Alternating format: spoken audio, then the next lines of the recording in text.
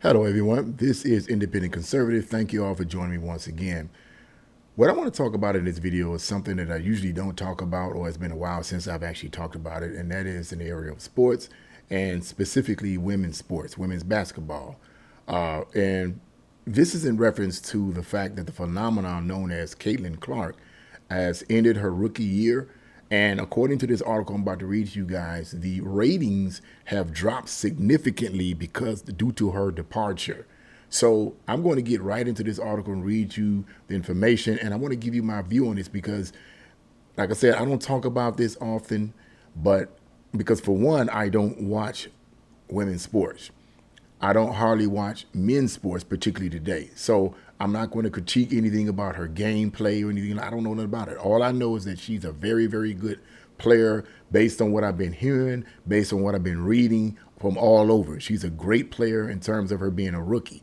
So yeah, I want to talk about that because I see clearly here something much bigger, and I'm going to throw it out there, and that is race. Okay, so that's what I want to talk about in this video, a whole racial thing that the left keeps throwing at us. So let's get right into this article.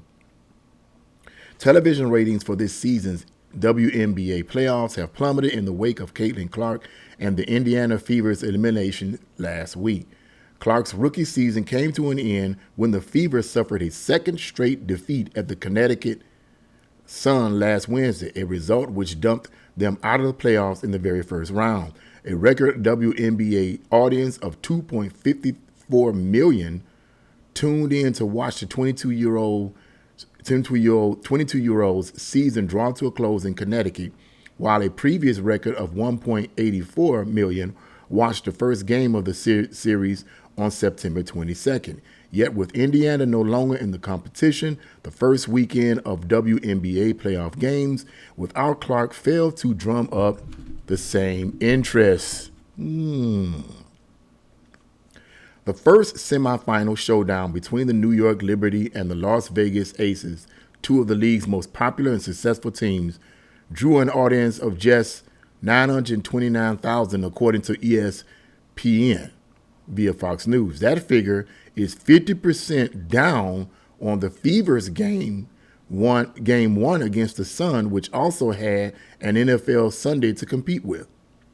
Nevertheless, while it's no match for the numbers generated by Clark, the Liberty and the Aces opening semifinal battle actually brought in more viewers than any of last season's final games between the two teams. Wow. Meanwhile, game one of the Minnesota Lynx and the Connecticut Sun semifinal had an audience of roughly 650,000. That's really low. Okay. Both of the semifinal games also fell significantly below a number of Clark's regular season games in terms of viewership, with the Fever's clash against the Lynx ranking in 1.26 million viewers last month. That game was also played on the same night and at the same time as a week one NFL showdown between the Philadelphia Eagles and the Green Bay Packers. Clark, one of the most successful college athletes of all time, has brought unprecedented levels of attention to women's basketball since moving up to the WNBA this year. She has made the Fever the most watched WNBA team by a long distance, with the 14 largest TV audiences of the season, all involving Indiana. The former Iowa sensation was recently crowned WNBA, quote, Rookie of the Year, following an incredible debut season in the big leagues.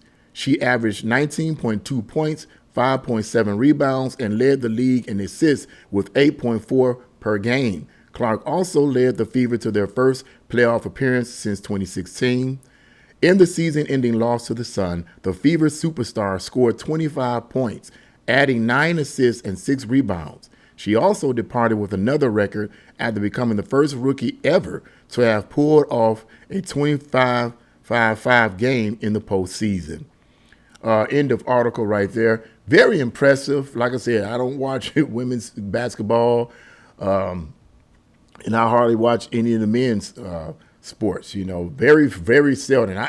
I used to watch football. Well, most of the time I watch football, specifically the Super Bowl, and when I can catch it, you know, Thursday night football.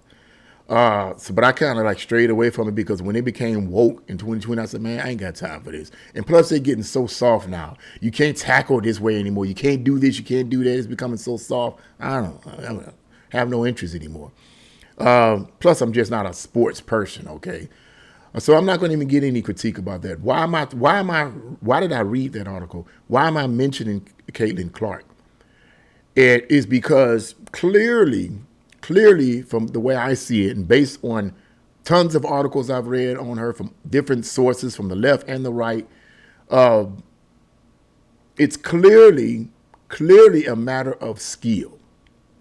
That ratings are going down, clearly the way I see it, because she was the only one really drawing the people. There are some other elements, viewers in terms, there are some other elements that can be added to that as well. And if you look at it, Caitlin Clark, let's be realistic, from what I'm hearing and from what I've read, is a heterosexual female. She's heterosexual. She doesn't seem to get into a lot of controversies, at least from what I understand, from what I know, okay? But she's a heterosexual female. Whereas according to, and people, they, pretty sure most people admire the fact that she's heterosexual. Because according to one article stated that a significant number of the female basketball players are lesbians. I'm just telling you, look, this is what they say.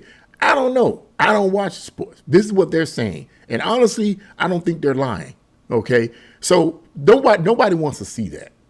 Nobody wants to see that. Nobody wants to see that. Okay? But the other thing too is that her skill level, and I've seen clips of her shooting and so forth, and her skill level is extraordinary for a female basketball player.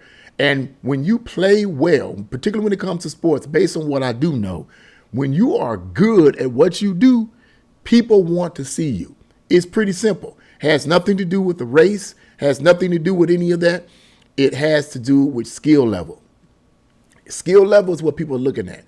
But one of the main reasons why I wanted to talk about this is because the mainstream media, liberal media, tries to make it a racial issue. The only reason why she has a lot of viewers is because she's white, and that's what it is. But I don't totally agree with that, because if that's the case, then when I'm moving over into the males basketball situation, if that's the case, then what about LeBron James? What about all of, Michael Jordan back in the 80s?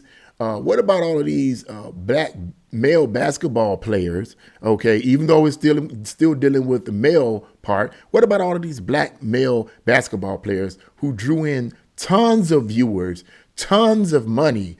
I mean, they were blackity black, blackity black. Okay, but yet they, people wanted to see them. It was like tons of them. So the argument that people want to see, Caitlin Clark because she's white, to me is ignorant. Okay, I don't think that has anything to do with it. It was her skill set. It was her skill level. And when she left, that was it. It went back down because it seems to indicate to me that there aren't any other current players that are as good as Caitlin Clark. And what is that black player's name? Angel Reese, I think that's her name. Correct me in the comment box. She's a black, black player, and I'm hearing she's good too, but she's not drawing them like Caitlin Clark. Is it because she's black? No, it's because she doesn't have the same skill level. I've seen clips of her playing, and I've seen clips of Caitlin Clark, and according to many sources, state that Angel Reese is good, but she's not on the same level as Caitlin Clark is. And so, yeah, I mean, it's what it's all about is skill. People want to see people who are good. When Mike Tyson was boxing,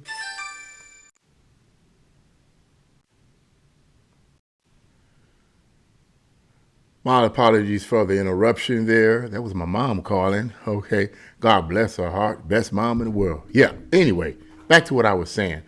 Yeah, it's all about skill set. It's all about your skill level. And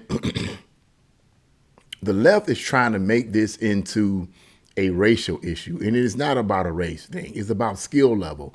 And unfortunately, it's clear to me that the WNBA is going to be right back where it started, okay, with hardly any viewers. Why? Because there aren't any great players at this point. Like I said, Angel Reese, from what I hear about her, she's good, but she's not as good as Caitlin Clark. She doesn't draw the same amount of people. So it is what it is. It's not a racial thing. It's about skill. It's about talent. It's about ability. Because if it was a racial thing, once again, if it was a racial thing, then what about a lot of the basketball players, football players that tend to be black? And yes, I know they're male, but males tend to be more athletic, you know. And it's not, and let me tell you something. Let me just sum it up. It's not just that. It's not just that. Let's be realistic. It's not just a male situation. Because if it was just a male thing, then Caitlin Clark wouldn't be wouldn't draw so many people. It's about talent. It's all about talent. And that's what it's all about. And if you can put the talent out there, you're going to draw the people. If you don't have the talent, you're not going to draw the people. Bottom line. So that's what I wanted to say right there. I just want to end it up saying that it's not racial like the left trying to make it look. That's why I wanted to talk about this video. It's about talent. Bottom line. So that's what I had to say about it. What do you guys think? Leave your comments in the comment section below. Like, share, and subscribe to my channel. God bless you all. See you again.